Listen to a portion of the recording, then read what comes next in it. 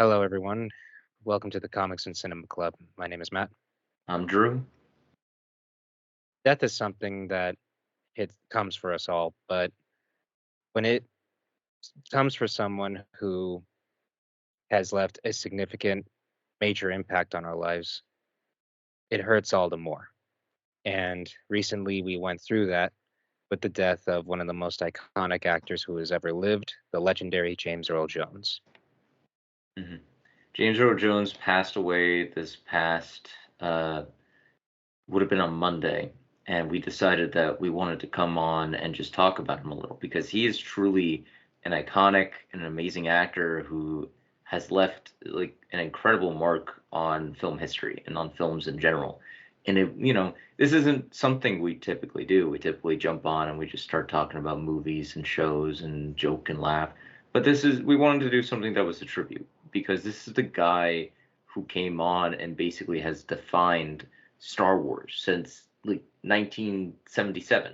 He's been the voice of Darth Vader. He's known as being Mufasa. He is an iconic with that voice, but then also having like heart behind it. He can be this really menacing villain, but also this really heartfelt and beloved character. And we just wanted to come on and talk about him real fast. Yes, and his impact goes on Star Wars as well. We're not just saying that he's one of the greatest actors who have lived because of all of his performances in the Lion King, for instance, in The Sandlot, in uh, so many other shows and movies. He's one of the few actors to actually achieve the EGOT, which is Mhm. the Emmys, the Grammys, the Oscars, and the Tony. So an actor who is that accomplished deserves a proper tribute. And we're also not taking advantage of this or exploiting it for No. views or anything. Oh no, no. We just wanted to pay tribute to him and honor a person who has impacted our lives so much. And we wanted to talk about our favorite roles with him and let him know just how much he means to us personally. Mhm. So I think the most pressing question right now is what would we say would be our absolute favorite roles from him? I mean, the obvious answer that everybody gives is Mufasa or Darth Vader. And I mean, he did do a phenomenal job with Darth Vader. I mean, there's a reason why no one else has voiced or played Darth Vader since he did. And I think a lot of people know this, but just to clarify too, Darth Vader wasn't just played by James Earl Jones. It was also played by David Prowse, who passed away recently as well. And of course, also with you know, Hayden Christensen playing Anakin and all that. But if it wasn't for James Earl Jones's voice, Darth Vader wouldn't be who he is.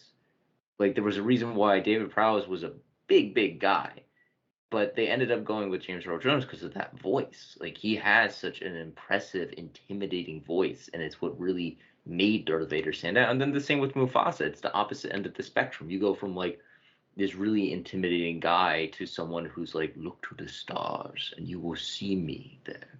Like it's comforting. It's peaceful. But for me, one of my favorite James Earl Jones movies is Field of Dreams. And Field of Dreams is sort of like on the opposite end of being the intimidating spectrum. Because, first of all, Field of Dreams is a great movie. It's funny, it's smart, it's creative, it's pretty well done. Kevin Costner is great. But then also James Earl Jones. The reason why I put it up there is because when I saw the movie, one of the funniest scenes to me is when Kevin Costner goes to recruit James Earl Jones. And when he goes into his house, he's refusing, so he comes back in. He has a finger in his pocket, and he's using it like a gun. And James Earl Jones just, as his character, just goes, "That's not a gun. That's your finger." And it just like it's such a great scene, and it like speaks to James. Like he can do serious and he can do dramatic, but then he can have the comedic bit to him or the comforting side that just comes through, and that spoke to who he was as an actor and as a person. Yes, and that was definitely a good example of it. That I personally enjoy that I think might be underrated would be Sandlot. Sandlot's really good, yeah. Um, I saw Sandlot a while back, and he did a really good job in that. In general, he was, funny. Well, again, it speaks to like, when you first see him, the dog is what you see. That's what you think. You hear his voice, and you think, oh, this guy's going to be intimidating. And then he ends up telling this great story about Babe Ruth and how he knew Babe Ruth and everything along those lines. And it just sells home what the story is. Uh, yes, exactly. And it's sort of similar to Boo Radley from To Kill a Mockingbird, honestly, because it's like it's a person who comes across as very, at first, seems intimidating and threatening, and something that the children should to stay away from. When you get to know it, he's not scary. He a genuine, kind, and caring person. He feels like uh like an integral part of the story in that way. So that performance was definitely one of my favorites. And obviously, we talked about he talked about Mufasa earlier. Mufasa is everything that a lot of children in the 90s wanted from their parents, from their fathers. To He was authoritative, but he was also gentle. In a lot of ways, he was kind of like Optimus. He's strong enough to be gentle. So he wanted to impart good wisdom on Simba, and he did. And he wanted to let Simba know that he is tough with him because he cares. So that was something that I personally found so engaging. It's something that I loved so much. And then, of course, there is Vader. And personally speaking, his impact on me is something that I can't understate. Vader was like my biggest fear growing up. It was like I had the same dream of Vader trying to kill me and a friend of mine every night for several nights in a row. So much point that it reached a point where I was afraid to fall asleep because I knew I would see Darth Vader there. So that in turn was very well done. And that performance as a whole, just that 7'5" or so man and that horrible raspy breath and all that. The 7'5" man with the cape and it cape it's a whole lot. And that horrible beating. It was just so scary, you know? It was just it's like the simple act of breathing alone from this monster is terrifying. And I, for one, can't understate enough just how much of an impact that had on me. But growing up, and when you learn more about the tragedy of his character, it comes across as very sympathetic, you know? Like, granted, the prequel movies didn't do the best job of showing that, but we got better depictions of that in Clone Wars, which I definitely in that performance I found Anakin Skywalker to be very intimidating, relatable and understandable. Not to mention in Rebels when we see him reunite with Ahsoka Tano, and you can hear in Earl's performance how he's trying to come across that he, as Anakin, remembers her and doesn't want to hurt her, but still has to. And all of that is just wow. That was just uh, that performance combined with the actor from the Clone Wars. They sort of spliced their voices together at one point. It was just wow. That is a performance, and he's been keeping that going for all these years. And a lot of people like to rip on Disney Star Wars, and for a lot of very good reasons. But honest to God, what they understood about Star Wars was Darth Vader. That their version of him just came across as scary, menacing, and powerful as he's supposed to be. So if they understand anything about Star Wars, they understood Darth Vader. So there's that. The other thing too, and he had some TV stuff going for him too, not just like Rebels and stuff like that, but he also he was in an episode of House where he was like this dictator, and he did a good job of being like this really authoritative sort of caring. But then I'm looking at some of the other stuff he did. He voiced the CNN tagline, "This is CNN" for years. He did narrated all 27 books of the New Testament for the Bible, which honestly I might have to go find and listen because that'd be amazing to hear James Earl Jones like just narrate the Bible to you or something like that. But then I also love I'm not the biggest Big Bang Theory guy, but I love that clip where like Sheldon, he sees James Earl Jones, he goes to meet him, he walks up to him, he's all excited, and he's just looking at him and he's like, I've been in other movies besides Star Wars, right? And then he just nods and he's like, I got something to say to people like you. I like Star Wars too. And it's just like this really heartfelt, really great scene. And I don't know. I never met James Earl Jones. I don't know how he actually was in real life. But from everything I've heard and from everything that it sounds like, he was just a great person. He was a good man who had a great body of filmography, but was also just a caring person. And it's a shame that he passed, but he has such a plethora and amazing, like we just got through talking about it. But I mean, he was in Conan. He was in The Hunt for Red October, which I really like. He's been in so many great movies and shows that his impact is going to be felt for years and years and years to come. And on a Well, less serious note, the only way to truly honor him would be to cancel the Mufasa movie, Disney. So let's get yes, on that. absolutely, absolutely. And well, one more role I want to talk about. It's interesting that he did one of the best fathers in uh, film and television history. He also played one of the worst ones in a show called Fences. He's stage work is nothing to Mhm. sneeze at, obviously, because he's won so many Tonys from. Uh, One of his roles was in a show called Fences. Is the character of Troy Maxon. He um, he is a rough character to do right.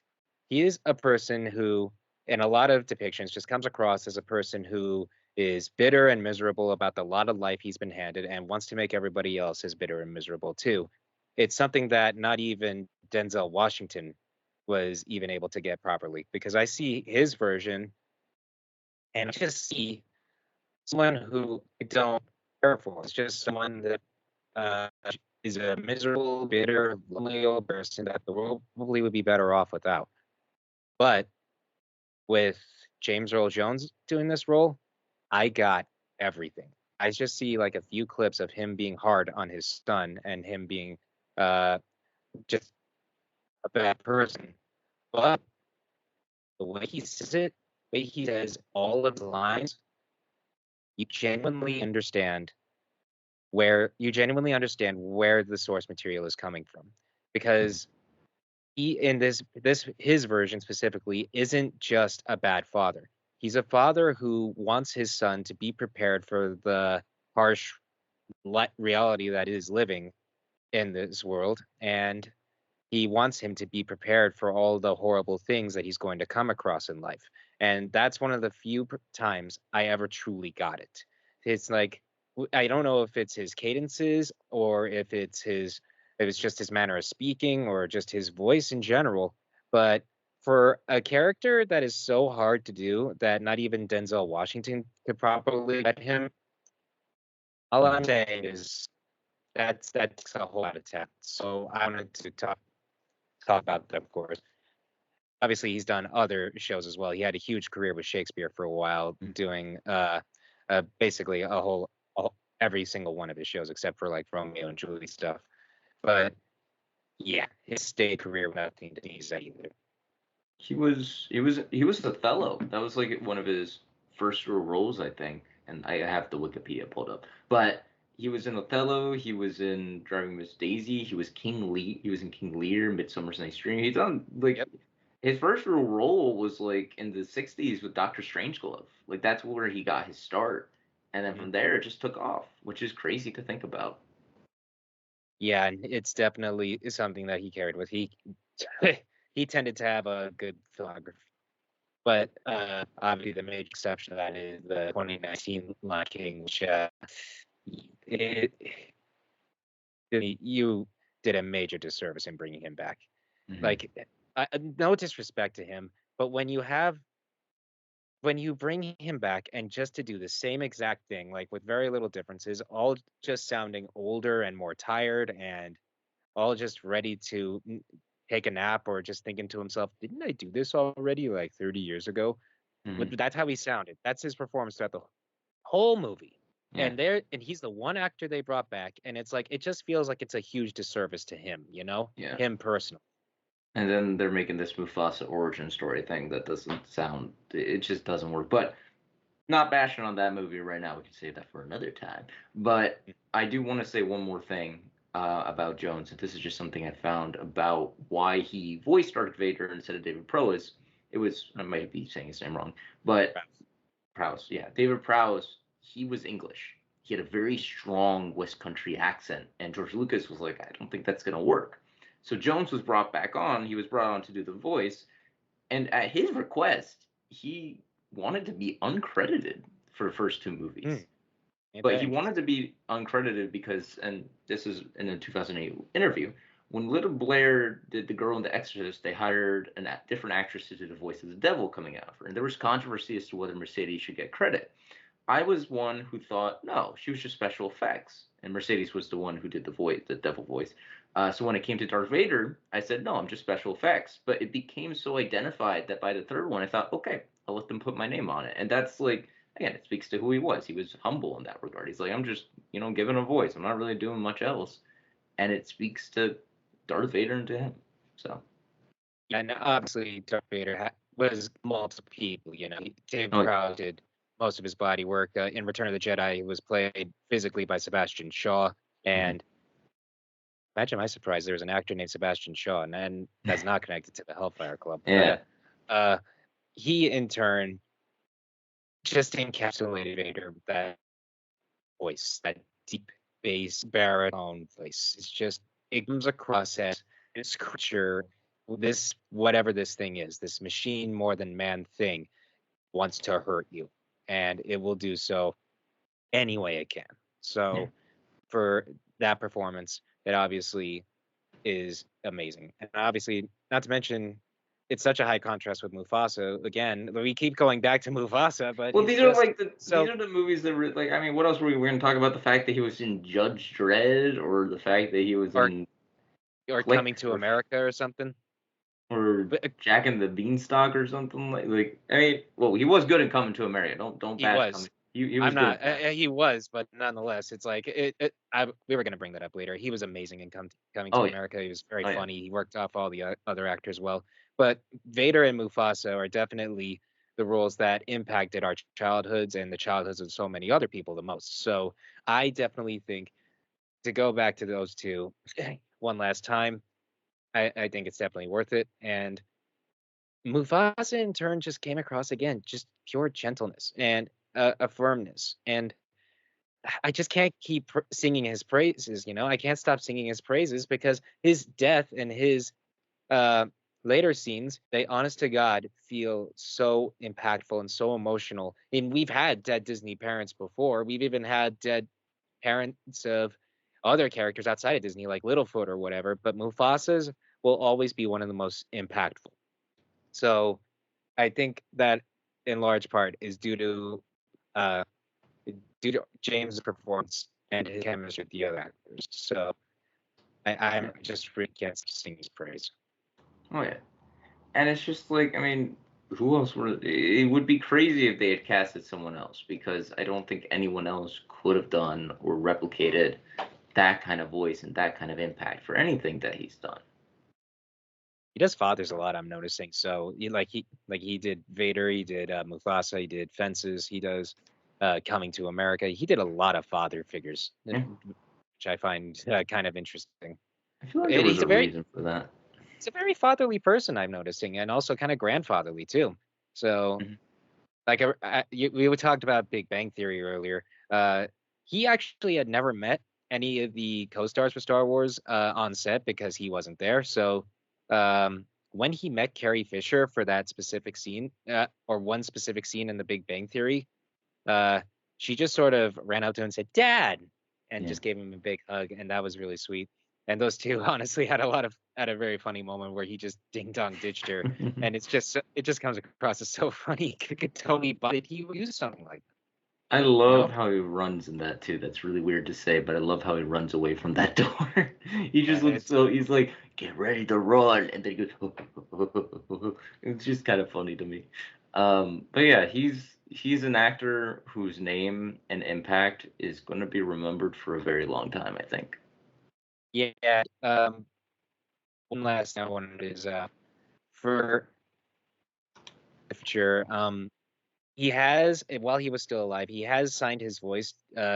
He signed off his voice for Disney to be able to Mhm. use it in like AI reproductions for other Star Wars stuffs.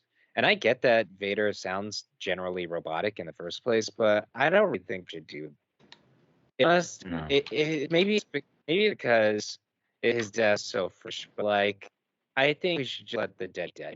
Like it's like with Peter Cushing in Rogue One. Like the effect beyond the fact that the effects look weird some of the times, especially when he talks, it just comes across as kind of disrespectful.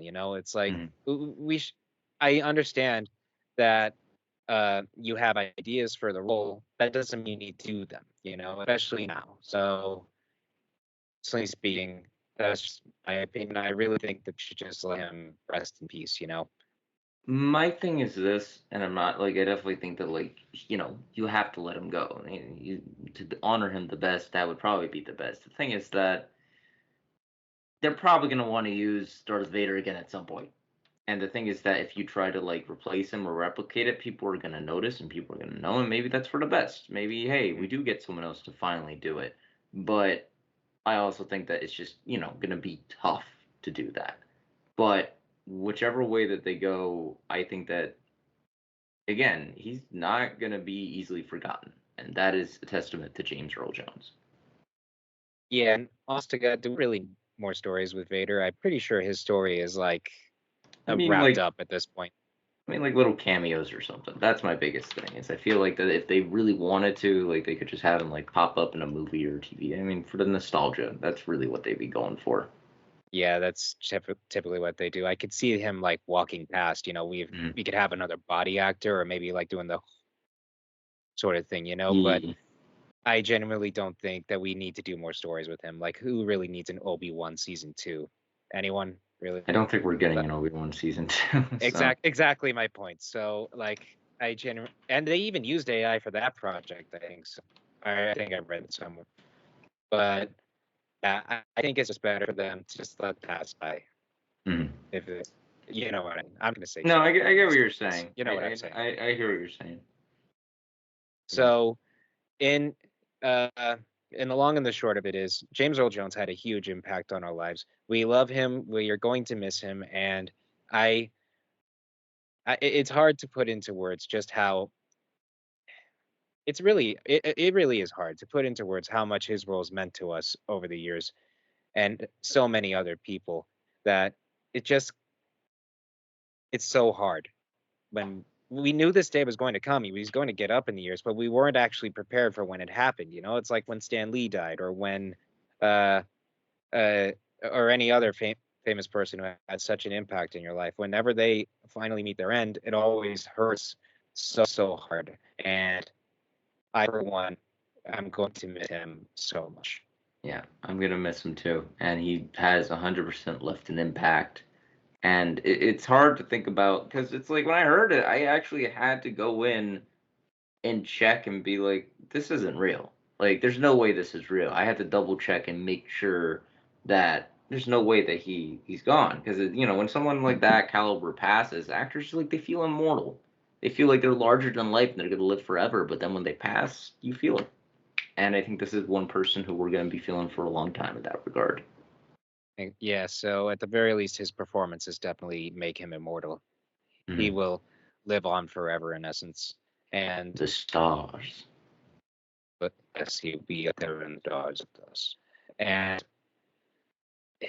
it doesn't help that we've gone through a whole lot of deaths, both on that day and subsequently, because the day after the original voice actor for Master Splinter died, I saw and that. the same day, freaking John Cassidy, comic artist who drew one of my favorite X-Men runs, also passed away at 53, way too early. So it's this year has been really rough for celebrities we love and adore passing on. So we wanted to pay tribute to James because his is so fresh. So Yeah. all we'll say is, James Earl Jones, Miss Jones, we love you, we miss you, and thank you so much for all of the work that you've done over the years. Yeah. Rest in peace, good sir. You are definitely going to be missed. And I think that that will do it for us. That's all we had to say. We'll have more happier topics next week. We promise less somber notes, but we just wanted to do this to honor him. And have a good night, everybody. Good night.